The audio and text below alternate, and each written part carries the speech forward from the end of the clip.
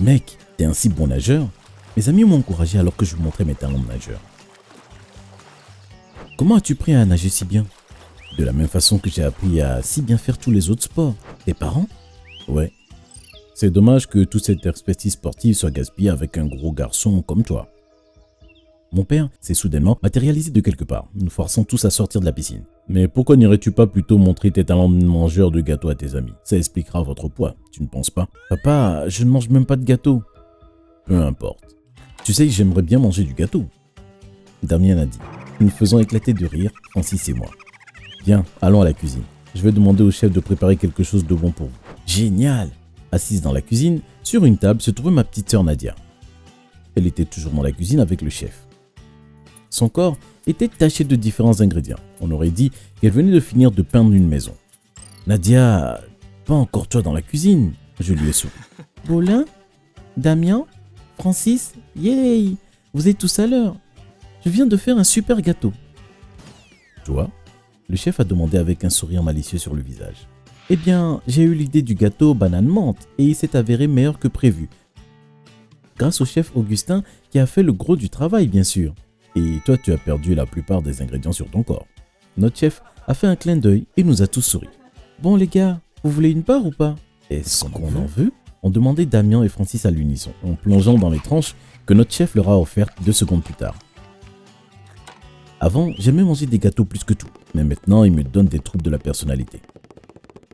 Je me souviens toujours que mes parents me disaient que manger quelque chose comme ça me ferait grossir plus que je ne l'étais déjà, et j'ai toujours eu peur de les décevoir. C'est drôle, je n'étais même pas si gros. Je n'avais juste pas la stature exacte de top modèle que mes parents avaient et souhaitaient pour leurs enfants. Selon eux, ils avaient de grands espoirs pour moi quand ma mère est tombée enceinte. Ils pensaient qu'il fallait enfin produire un héritier pour leur héritage et un mannequin pour leur entreprise, quelqu'un qui leur ressemblait et qui pourrait reprendre l'entreprise sans trop de stress. Malheureusement, je suis sorti de l'utérus en tant que bébé potelé. Brisant la balance en sortant et dire que mes parents étaient déçus était un euphémisme. Selon eux, c'était un problème et il fallait le régler. Dès que j'ai pu manger des aliments normaux et grandi un peu, on m'a offert un entraîneur personnel et un diététicien comme cadeau d'anniversaire. On m'a obligé à apprendre presque toutes sortes de sports pour perdre la graisse superflue. Mais rien n'a jamais fonctionné, ni mes régimes, ni mes activités sportives, ni certainement mon entraîneur personnel. Peu importe ce que je faisais, je restais rond et mes parents détestaient ça. Lorsque nos médecins de famille ont conseillé à mes parents de me lâcher un peu, car ils risquaient de me faire beaucoup de mal s'ils ne le faisaient pas, ils ont décidé d'abandonner et de réessayer. Cette fois, c'est un bébé encore plus potelé, ma petite sœur Nadia, qui est sortie du ventre de ma mère et qui a battu mon record sur la balance. Triste et désemparé, mes parents ont décidé de continuer à pousser. Ils n'allaient pas abandonner. Nadia a reçu en cadeau 2 entraîneurs personnels, des diététiciens et des professeurs de sport à des anniversaires différents. Au lieu de se concentrer sur les raisons pour lesquelles les repas recommandés par la diététicienne étaient censés faire du poids, Nadia ne s'intéressait qu'à la façon dont ils étaient préparés, à leur goût, aux ingrédients secrets qu'ils contenaient et à la façon de les améliorer. Nadia était toujours sur la piste du chef Augustin. « Fais quelque chose de spécial pour moi, chef Auguy. Qu'as-tu mis dans ce gâteau? Il a un goût si exotique. Tu peux m'apprendre à faire de la glace? Qu'est-ce que la pizza? Mes amis en mangent toujours, mais tu n'en fais jamais ici. Tu peux en faire une pour moi? » Un jour, le chef Augustin a cédé et a décidé de faire une pizza pour moi et ma sœur. Malheureusement, notre mère nous a surpris ce jour-là et l'a renvoyé sur le champ. Nous avons menacé de partir avec lui, mais elle et papa ont juste ri. Et qu'est-ce qui vous fait penser que ça ne va nous déranger? Wow, le mal absolu. Aimez et abonnez-vous si vous ne voulez pas que vos parents agissent comme les miens. Le chef Augustin a été jeté et un nouveau chef plus strict a été engagé. Cette chef était si stricte et disciplinée qu'elle a même refusé de faire des encarts pour mes parents, ses employeurs. Elle expliquait que dans une famille de mannequins, tout le monde devait manger sainement et rester en forme. Aucune tricherie ou favoritisme n'était autorisée. Pour faire court, elle a également été expulsée et le chef Augustin a été ramené avec un avertissement. Il a refusé de revenir si son salaire n'était pas augmenté et mes parents ont accepté. Nous étions si heureux de le voir quand il est rentré à la maison que nous avons sauté sur lui pour le serrer dans nos bras et nous avons taché ses vêtements blancs au passage. Oh là là! Non, non, non! Nous avons taché ta tenue immaculée! Nadia a presque pleuré. Notre chef Harry. Ne soyez pas stupides les gars. Tâchez tout ce que vous voulez aujourd'hui. Je suis si heureux d'être réuni avec vous. Nous avons ri d'excitation.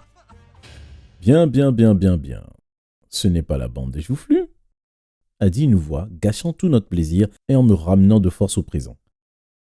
Diyoza, ma sœur et moi avons dit avec mépris. Pourquoi ne suis-je pas surpris que vous soyez dans la cuisine à vous gaver de gâteaux? Quel est le problème avec le gâteau? Ou la cuisine? Ou être ensemble? Ou de s'empiffrer? A dit Damien, la bouche pleine de gâteaux, faisant éclater de rire tout le monde, y compris le chef et les cuisinières. Le moins qu'on puisse dire, c'est que Diyoza était irritée. Elle a roulé des yeux et est sortie en trombe de la cuisine avec sa phrase finale habituelle. « Rase moquette, pas étonnant que tes parents te détestent. » Diyoza, notre sœur adoptive, a été créée à partir du mal absolu. Quand mes parents ont découvert que le problème venait plus d'eux que de nous, ils étaient incapables de ne pas donner naissance à des enfants qui n'étaient pas potelés, les top modèles psychopathes primés, mais les parents terribles ont décidé d'adopter une fille qui avait déjà les gènes qu'ils voulaient. C'est ce qu'on appelle être né chanceux. Cela ne dérangeait pas mes parents psychopathes que le caractère de l'enfant qu'ils avaient adopté ressemblait à celui d'une méchante sorcière. Sa beauté intérieure ne les concernait pas. Tout ce qui les intéressait était la beauté extérieure et elle l'avait. Diyoza était un modèle époustouflant. Visage parfait, taille parfaite, cheveux, peau, dents, yeux, jambes et tout ce que vous pouvez imaginer. C'était dommage que sa personnalité soit à l'opposé de toutes ces choses. Mais ce n'était pas seulement sa faute. Mes parents ont contribué à faire d'elle la personne qu'elle est devenue. Nous sommes les parents les plus chanceux du monde d'avoir une telle beauté comme notre fille. Merci de nous avoir choisis. Non, papa, merci de m'avoir choisi. Qui aurait pu penser que moi, une fille sans famille, vivant dans un orphelinat, je finirais par vivre avec des parents aussi aimants, des milliardaires qui sont heureux de prendre soin de moi et me former à l'art du mannequinat. La seule chose que j'ai toujours rêvé d'être depuis que je suis né, je suis l'être humain le plus chanceux du monde. Travailler en tant que mannequin et avec des parents aussi adorables d'ailleurs. Oh, arrête ça. Je ne peux pas cacher la vérité. Si seulement ces deux imbéciles, Boulin et Nadia, ressentaient la même chose que toi à propos du mannequinat. Si seulement ils appréciaient l'art, mais peu importe. Nous t'avons toi et tu es meilleur que n'importe lequel d'entre eux. Nous te donnons tout ce que tu demandes. Tout ce que tu as à faire est de le demander. Merci maman. Je vous aime tous les deux. Nous t'aimons aussi bébé. Mes parents ne nous avaient jamais dit ça, à Nadia et à moi, qu'ils nous aimaient pour une fois dans notre vie. Lorsque Diyoza a commencé à remporter de multiples prix et concours, nos parents ont pratiquement oublié qu'il avait d'autres enfants que Diyoza.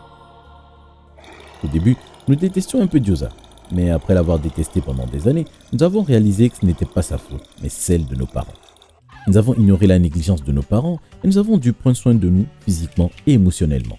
J'ai fait de mon mieux pour toujours donner des paroles positives et rassurantes à ma petite sœur Nadia et je pense que cela a fonctionné, car Nadia est devenue l'une des personnes les plus gentilles au monde.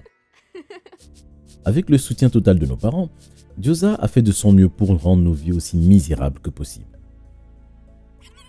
Elle savait que nos parents l'aimaient plus que nous, alors elle faisait tout ce qu'elle pouvait pour nous le rappeler chaque jour. Elle nous faisait des farces tout le temps et nous l'avons signalé à nos parents. Mais qui croyez-vous que nos parents aient cru? Vous avez bien deviné, Diyoza. D'une manière qui n'avait absolument aucun sens, Diyoza a réussi à convaincre nos parents que c'était nous qui lui faisions des farces et ils l'ont cru.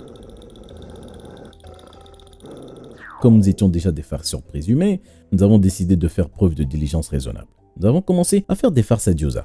Avec l'aide de nos amis, nous avons pu lui faire du mal d'une manière qu'elle ne pouvait même pas imaginer.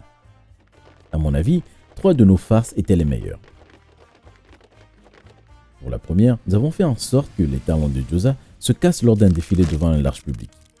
Au lieu d'enlever les chaussures cassées et de marcher pieds nus comme prévu, l'idiote a essayé de continuer à marcher avec ses talons cassés et a fini par se casser le pied. Elle n'a pas pu marcher pendant 1 mois. La seconde était le vieux truc de la peinture dans le shampoing. Les cheveux de Diyoza étaient d'un vert vif lorsqu'elle est sortie de la salle de bain. Et la troisième était la meilleure. Nous savions qu'elle portait des sous-vêtements et qu'elle n'allait pas être totalement gênée. Nous avons donc installé un ventilateur caché de manière à ce que sa robe enveloppante soit soufflée pendant qu'elle marchait. Elle portait une robe courte à l'intérieur, mais elle était quand même mortifiée. Il n'avait absolument aucun moyen de remonter jusqu'à nous.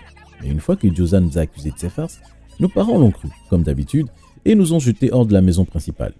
Nous avons été relogés dans la maison d'hôtes dans un autre bâtiment, mais toujours dans la même enceinte, afin que Diyoza puisse avoir tout le manoir pour elle sans être dérangée. Après cet événement, il est devenu clair pour nous que nous ne pourrions jamais convaincre nos parents. Nous n'étions pas intéressés par l'industrie du mannequinat de toute façon, donc c'était bien.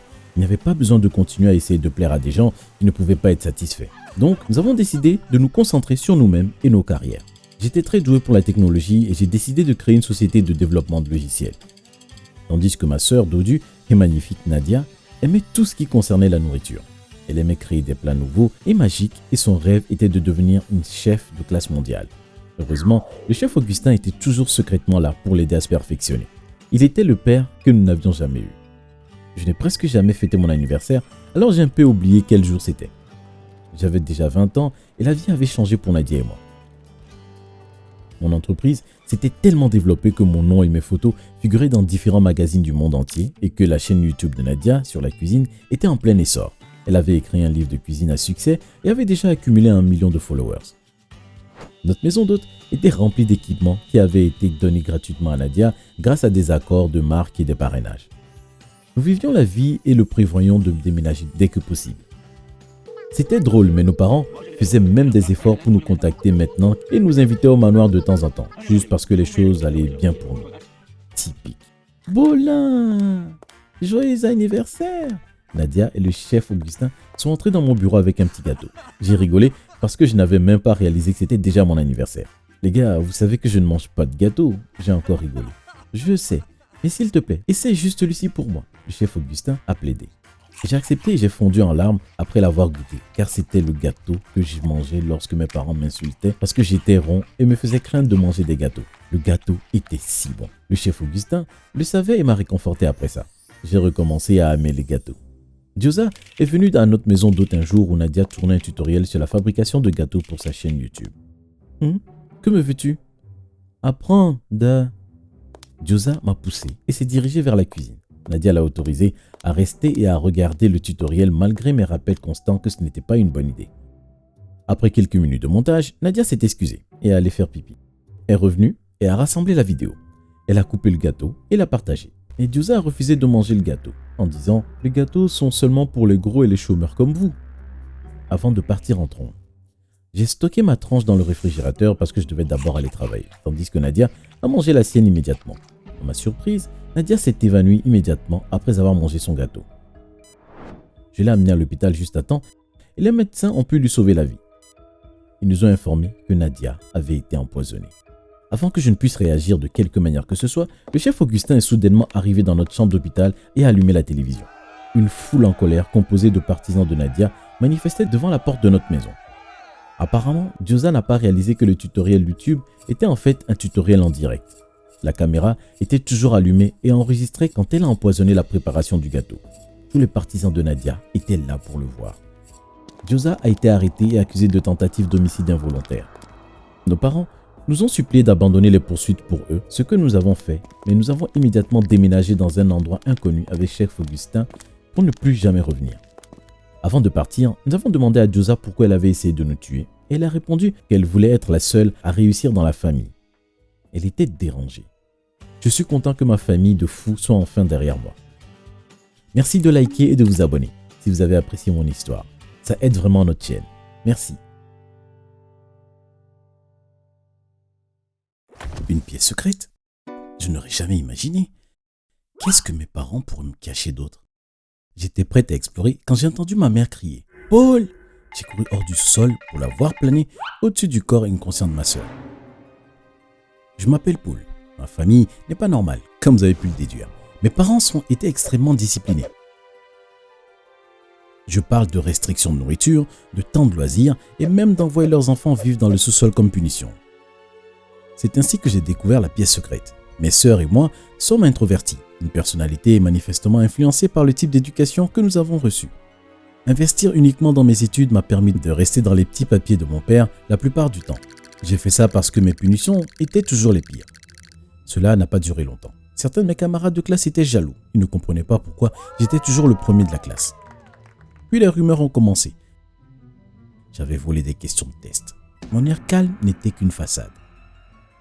Le jour où tout s'est écroulé, j'étais en cours de biologie, lorsque la secrétaire de l'école m'a appelé pour que je me présente au bureau du principal. Le directeur avait eu vent de la rumeur et j'ai été convoqué par le conseil disciplinaire de l'école. J'ai regardé avec désespoir mes camarades de classe témoigner contre moi les uns après les autres. Ça m'a brisé le cœur, mais je n'avais pas d'amis, donc personne ne pouvait se porter garant pour moi. Ma maîtresse de classe avait l'air trahi. J'étais l'élève dont elle se vantait toujours, et maintenant la fierté était remplacée par la honte. Les yeux de mon père criaient la déception. Le dédain était écrit sur mon visage. Comment as-tu pu apporter une telle honte à notre famille? Du coin de l'œil, je pouvais voir ma mère secouer la tête avec dégoût. La pomme n'est vraiment jamais tombée loin de l'arbre, a-t-elle dit dans son souffle. Je me suis demandé de quoi elle parlait. Tu t'installeras au sous-sol jusqu'à ce que l'école te demande de reprendre. Un soir, mes frères et sœurs et moi étions trop occupés par un film et nous n'avons pas réalisé que l'heure du coucher était passée. Pourquoi la télévision est-elle toujours allumée? Ma mère a demandé en allumant les lumières. J'étais sur le point d'être sur la défensive quand l'horloge du salon a sonné 12 heures. Je n'avais pas réalisé qu'il était si tard. Éteignez, allez vous coucher, il est tard. Nous étions stupéfaits et nous l'avons regardé, effrayés, se diriger vers la cuisine pour ses rituels nocturnes habituels. Le lendemain matin, nous l'avons remercié de ne pas nous avoir dénoncé à papa et elle a acquiescé. Le soir, mon père nous a appelés tous les 5 dans le salon. Maman était assise à côté de lui. C'était un moment de réalisation. Vous semblez tous les 5 devenir de plus en plus imprudents de jour en jour, a dit papa. Et Paul, tu oublies toujours que lorsque je serai parti, tu seras l'homme de cette maison.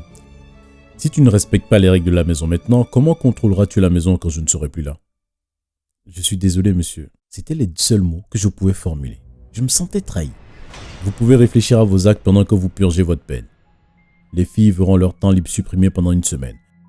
Quant à toi, Paul, pour avoir été le fer de lance de cette rébellion, tu n'auras pas de temps libre pendant 2 semaines, avec un régime uniquement à base de céréales. La punition était toujours la pire.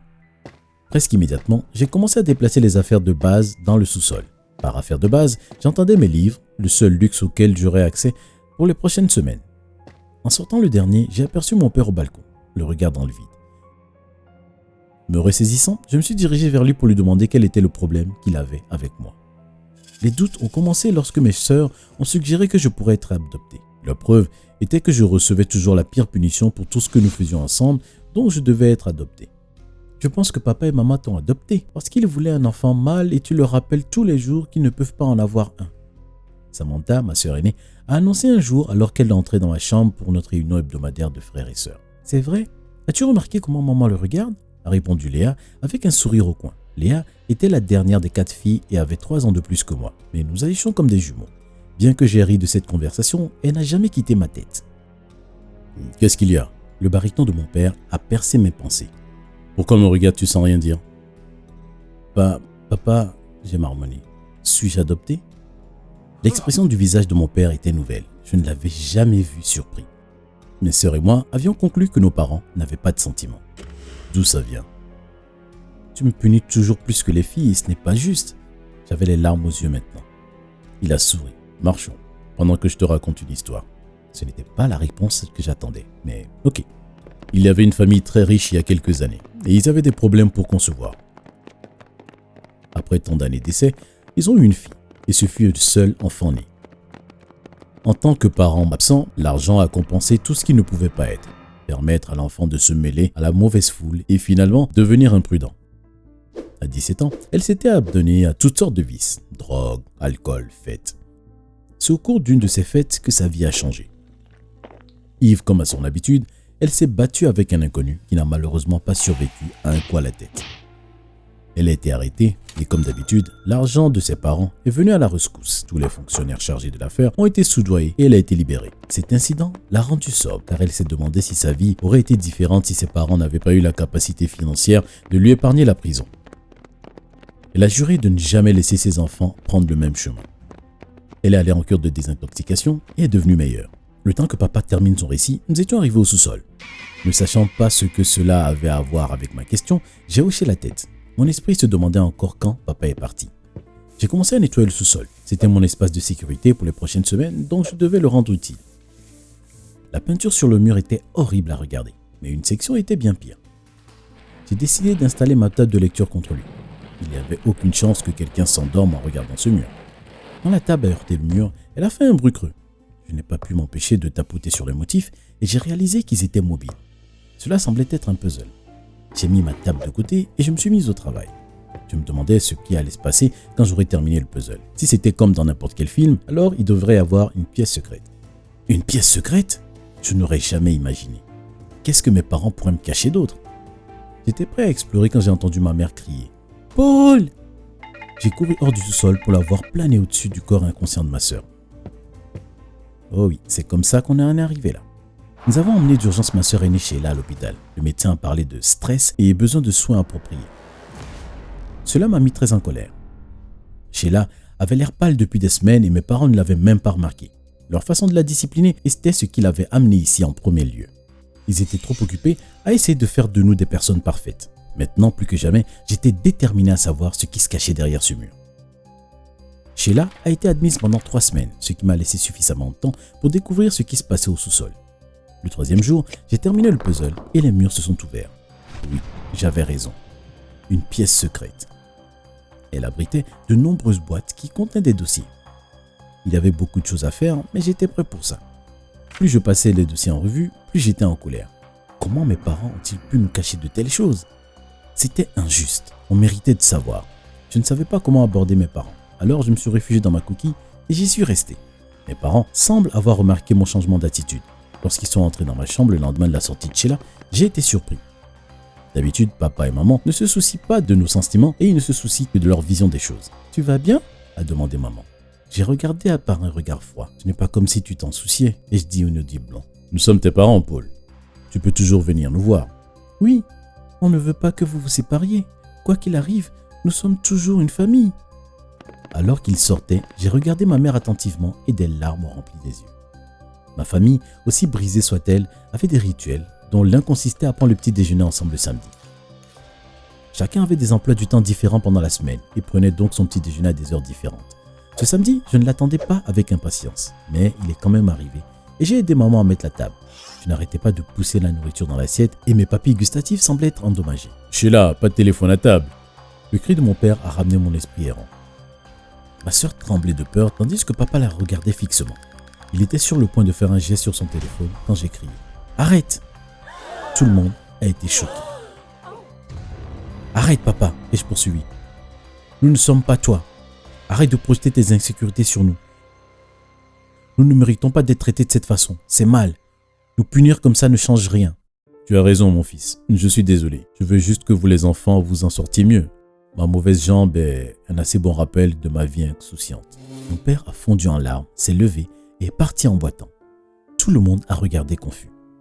Il y avait bien une famille riche il y a longtemps avec un enfant gâté. Mais ce n'était pas une fille, c'était un fils. Ce fils était mon père. Il essayait de nous utiliser pour rattraper ses erreurs passées, d'où les mesures disciplinaires. J'ai passé tous ces jours dans la pièce secrète que j'ai découverte à apprendre le passé de ma famille. J'ai reçu les pires punitions parce que comme papa, j'étais le fils unique. Il ne voulait pas que je suive le même chemin qui a failli le détruire. Les jours qui ont suivi ont été froids. L'atmosphère dans la maison était si tendue que tout le monde parlait et marchait avec une extrême prudence. Je passais la plupart de mes journées dans ma chambre, même si mes parents étaient devenus indulgents avec nous depuis l'incident du petit déjeuner du samedi. « Nous avons un rendez-vous avec le thérapeute à 16h ce soir », ma mère a annoncé avec désinvolture un matin. « Ma famille ne sera pas brisée, pas sous ma surveillance. » Oui, ce serait bien pour nous. Il y a beaucoup de choses à réparer. Mon père a hoché la tête en accord. C'était étrange, alors que nous étions tous assis sur le canapé du bureau du thérapeute, c'était le plus proche que nous ayons jamais été. « Qui veut parler en premier ?» Le thérapeute a demandé. Le silence qui a suivi était gênant. « Nos parents nous détestent, » Léa a dit. « Qu'est-ce qui te fait dire ça ?»« Leur cruauté a envoyé ma sœur à l'hôpital. Elle a été admise pendant 3 semaines et ils font dormir mon frère au sous-sol tout le temps. On a l'impression de vivre dans une caserne militaire, » Sheila a ajouté. « Avec la formation que nous recevons à la maison, nous pourrions nous qualifier pour l'armée. » L'un après l'autre, nous avons tous exprimé nos griefs, mais rien n'aurait pu nous préparer à ce que ma mère était sur le point de dire. « J'ai perdu mon unique frère il y a environ 20 ans. Il s'est battu un soir dans un club, mais ma famille n'a jamais pu obtenir justice pour mon frère. Les parents du meurtrier étaient riches et ont payé l'affaire. J'ai promis ma vie pour obtenir justice pour mon frère et j'ai épousé son assassin. Mon plan était de le tuer lentement et d'hériter de l'argent de sa famille en compensation de la mort de mon frère. Ça doit être une coïncidence, non? Ma mère n'a pas pu parler de ce mariage, n'est-ce pas? Au fil des années, j'ai regardé cet homme se punir pour son passé. Ça m'a tellement brisé le cœur que je n'ai pas pu m'empêcher de tomber amoureuse de lui. » Cette fois-ci, elle regardait mon père qui semblait avoir vu un fantôme. comme s'il était sur le point de s'évanouir. Puis, il s'est mis à genoux pour s'excuser auprès de ma mère, mais elle ne l'a pas laissé faire. Maman l'a pris dans ses bras et mes frères et sœurs et moi, nous sommes joints à elle. Nous avons passé ce qui restait de la session à nous embrasser et à pleurer. D'autres sessions ont suivi et nous nous sommes améliorés en tant qu'individus et en tant que famille. Parfois, je me demande comment nos vies auraient été si je n'avais pas découvert cette pièce secrète. J'ai enlevé mon casque avant d'éteindre mon ordinateur. J'avais besoin d'une pause et de manger quelque chose. Je suis sorti de ma chambre et j'étais sur le point d'aller dans la cuisine quand j'ai entendu du bruit venir de la chambre de ma sœur. J'ai souri. On va bien s'amuser. Sans frapper, je suis entré dans la chambre de ma sœur. Ses amis ont tous arrêté de parler avant de me regarder l'air surpris. « Qu'est-ce que tu veux, Jason ?»« Oh, tu sais bien, je voulais juste discuter avec toi et tes amis. » Je pouvais voir que ma sœur se méfiait de quelque chose. « De quoi est-ce que tu veux me parler ?»« Oh, je me demandais juste si ton ami Marc voulait savoir quelque chose. » Le visage de ma sœur a commencé à devenir tout rouge. « Sors d'ici, Jason, je suis sérieuse. »« Oh, t'inquiète pas, je vais y aller, mais avant, Marc, est-ce que tu sais que Laura est amoureuse de toi ?» Marc a commencé à être mal à l'aise. « C'est vrai, elle parle toujours de toi. N'est-ce pas, Lara ?» Lara a commencé à me crier dessus. « Je te déteste, Jason. Sors d'ici, sinon je vais le dire à maman. » D'accord, ok. Je vais laisser les amoureux tranquilles. Je suis sorti de la chambre. J'ai pu entendre Laura claquer la porte derrière moi. Mais j'ai bien ri. C'était tellement drôle d'embarrasser ma petite sœur. Si vous êtes surpris par ça, vous n'allez pas croire ce que je vais te dévoiler à la fin de cette vidéo. J'ai descendu les escaliers pour aller dans la cuisine et je me suis fait un sandwich. J'imagine que j'aurais dû me sentir un peu coupable après avoir été dur avec Laura. Mais c'est ce que font les grands frères avec leur petite sœur, non? Je fais des blagues à Laura depuis toujours. Une fois, j'ai mis un seau d'eau au-dessus de la porte de sa chambre. C'était tellement drôle. J'ai attendu devant ma chambre qu'elle sorte. Vous aurez dû voir son visage quand l'eau s'est déversée sur sa tête. Elle était trempée de la tête aux pieds. « Jason, tu es méchant! J'ai passé du temps à préparer pour cette fête et maintenant regarde-moi !» J'ai rigolé. Tu dois bien l'admettre, c'était drôle. Ah! Laura s'est retournée dans sa chambre avant de claquer la porte derrière elle. Laura était une cible facile. C'était trop difficile de résister à l'envie de l'embêter. L'une des pires choses que je lui ai fait était pendant l'anniversaire de sa meilleure amie Julia. Elle préparait une grande fête et m'avait demandé de dire à Laura d'être chez elle à 20h et de mettre sa plus belle robe. Maintenant, vous pensez sûrement que je n'ai pas parlé de la fête à Laura. Mais non, ça aurait été trop facile. Au lieu de ça, j'ai dit à Laura que c'était une fête costumée et que tout le monde porterait un costume d'animal. Quand Laura est arrivée chez Julia, la fête battait son pouls. Alors qu'elle rentrait dans la pièce avec un costume d'ours, tout le monde s'est retourné pour la regarder. Puis la salle entière s'est mise à rire. « Laura, pourquoi est-ce que tu es habillée en ours ? C'est une fête costumée, non ? » ?»« Non, bien sûr que non. Jason ne t'a pas dit de mettre ta plus belle robe ? » Laura était abattue. « Non, il ne m'a pas dit ça. » Quand elle est rentrée, elle était furieuse contre moi. « Tu m'as foutu ma soirée en l'air. Tout le monde s'est moqué de moi. Comment est-ce que je vais faire ?» J'ai rigolé. C'était trop drôle de faire des farces à Laura. Quelques semaines après la soirée, à laquelle j'ai dit à Marc que Laura était amoureuse de lui, je marchais dans le couloir de l'école en essayant de penser à quelque chose que je pouvais faire à Laura. Soudain, quand j'ai tourné dans un angle, je suis tombé sur une fille magnifique qui venait vers moi. Mon cœur a littéralement bondi de mon ventre. Je n'avais jamais vu quelqu'un d'aussi belle de ma vie. Je n'ai jamais cru au coup de foudre avant, mais quand je l'ai vue, je savais qu'elle était faite pour moi. Même si mon cœur battait la chamade et que je me sentais tout léger, je savais que je ne devais pas laisser passer cette opportunité. J'ai alors pris une grande respiration et je me suis avancé vers elle. « Bonjour, je m'appelle Jason. »« Salut, tu es nouvelle ici ? Je ne t'ai jamais vu ici avant. »« Oui, c'est mon premier jour. »« Comment tu t'appelles ? » ?»« Cathy. »« Eh bien Cathy, je serais heureux de te faire visiter si tu le veux bien. » J'ai attendu ce qui semblait être une éternité. Puis elle a souri. « Bien sûr. Ça serait super, merci. » J'ai alors passé le reste de la journée à présenter Cathy à tout le monde et à lui montrer où se trouvait chaque classe ainsi que l'endroit où manger. À la fin de la journée, quand la sonnerie a retenti, je suis allé lui dire au revoir. « Merci pour aujourd'hui. Tu as rendu mon premier jour vraiment facile. J'imagine qu'on se voit demain. »« Absolument. Et... oui. Je veux dire, on pourrait aussi sortir hors de l'école si tu veux bien. » « Est-ce que tu me proposes de sortir avec toi ? Oui, j'imagine. » Elle a rigolé nerveusement. Je serais ravi de sortir avec toi. Mon cœur a commencé à planer et ma tête était prête à exploser. Je n'arrivais pas à croire qu'elle ait dit oui. Alors que je rentrais de l'école, je n'arrivais pas à m'empêcher de sourire bêtement. On a prévu de sortir vendredi soir pour manger une pizza. Mais une fois le jour J, je me suis senti très nerveux. J'étais devant le miroir de ma chambre à essayer plusieurs habits. Je ne savais pas quoi mettre. Je ne voulais pas ressembler à une tâche. Je devais faire bonne impression. Je n'arrivais pas à me décider. J'ai donc fini par demander de l'aide à Laura. Laura, quoi? Viens là. Pourquoi? J'ai besoin de ton aide. Tu ne vas pas encore me faire une de tes blagues, hein? Non, pas du tout. Tu es sûr? Oui, je te le jure. Pendant une fraction de seconde, la pensée m'est venue à l'esprit que cela aurait été vraiment drôle si j'avais mis en place quelque chose pour faire une farce à Laura. Mais encore une fois, elle m'aurait probablement pas aidé si j'avais fait ça. Ok, qu'est-ce qu'il y a? Aide-moi à choisir ce que je dois mettre. Laura m'a regardé l'air choqué. Quoi? Tu veux mon avis? Oui, j'ai un rendez-vous ce soir et je veux faire bonne impression. Je n'arrive pas à me décider. Je me suis dit pendant une minute que ça ennuyait Laura et qu'elle ne voudrait pas m'aider. Mais à ma plus grande surprise, elle était vraiment cool. Tu devais mettre un t-shirt bleu. Ça va bien avec la couleur de tes yeux et ça te rend très beau. Merci Laura, c'est adorable de ta part. Pas de problème. Laura est sortie de ma chambre et j'ai fini de me préparer. Le rendez-vous avec Cathy n'aurait pas pu mieux se passer. On n'a pas arrêté de parler et de rire.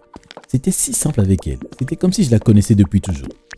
À la fin de la soirée, je l'ai ramenée chez elle. C'était une belle soirée, n'est-ce pas? Oui, j'ai passé une très bonne soirée. Écoute, le nouveau Spider-Man passe au cinéma. Est-ce que tu veux venir le voir demain? Bien sûr, très bonne idée. Parfait, je viendrai te chercher à 18h. D'accord, à demain.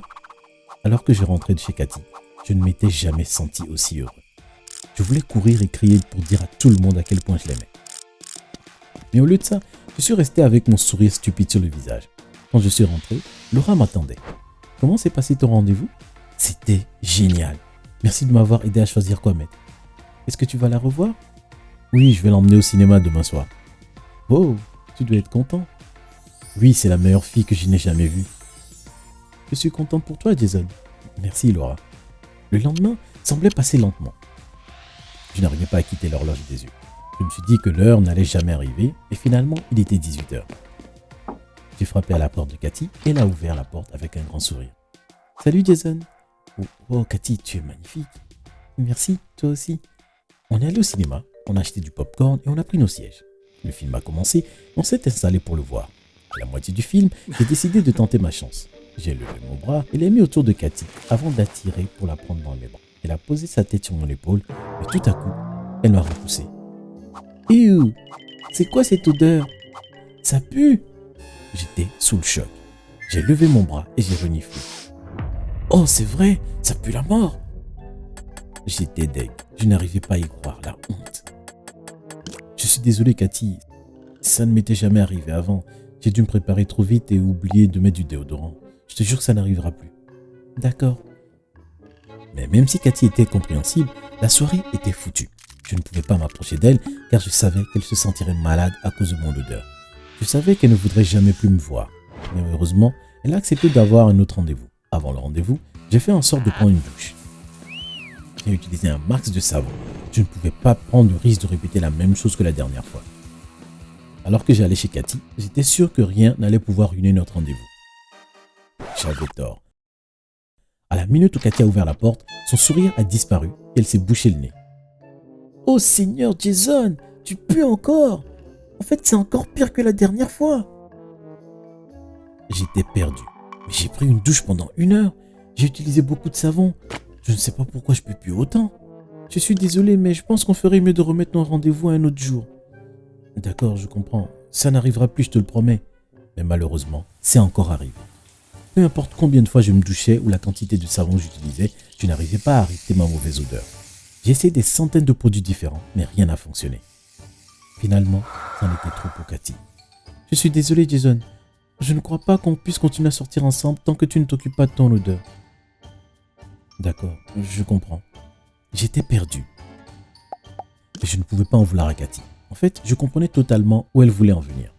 Même moi, je ne pouvais plus supporter mon odeur. C'était horrible. Je n'avais jamais senti quelque chose d'aussi mauvais de toute ma vie. Ce soir-là, je me suis couché sur mon lit en pensant à mon problème d'odeur. Qu'est-ce que je vais faire? Ça fout ma vie en l'air. Tout à coup, un bruit m'a sorti de mes pensées. Qu'est-ce que c'est? Un voleur? Je suis sorti de ma chambre avant d'aller dans le couloir. Il y a quelqu'un dans la salle de bain. J'ai marché lentement vers la porte de la salle de bain. Il y avait quelqu'un à l'intérieur. J'ai poussé la porte en pensant voir un voleur en train d'essayer de passer par la fenêtre ou quelque chose du genre, mais c'était simplement Laura. Laura? Qu'est-ce que tu fais là en plein milieu de la nuit? C'est alors que j'ai remarqué son regard suspect. J'ai remarqué qu'elle tenait quelque chose derrière son dos. Laura, qu'est-ce que tu as dans la main? Rien? Montre-moi. Non? Je suis sérieux, Laura. Montre-moi ce que tu as dans la main. Elle a sorti lentement sa main de derrière son dos et m'a montré la bouteille qu'elle tenait. Qu'est-ce que c'est? Elle a hésité pendant un instant. C'est un spray puant. C'est quoi? Elle a commencé à rigoler. J'ai mis du spray puant dans ton savon. Plus tu en mets, plus tu pues. J'étais fou furieux. Je n'arrivais pas à croire ce qu'elle m'avait fait. C'est donc pour ça que le savon n'a aucun effet sur moi. Tu as foutu en l'air ma vie. J'étais tellement furieux contre elle, j'ai commencé à le crier dessus et à m'avancer vers elle. La chose que je me souviens après était qu'on était par terre en train de se disputer l'un contre l'autre. Je te déteste, tu as détruit ma chance avec Cathy.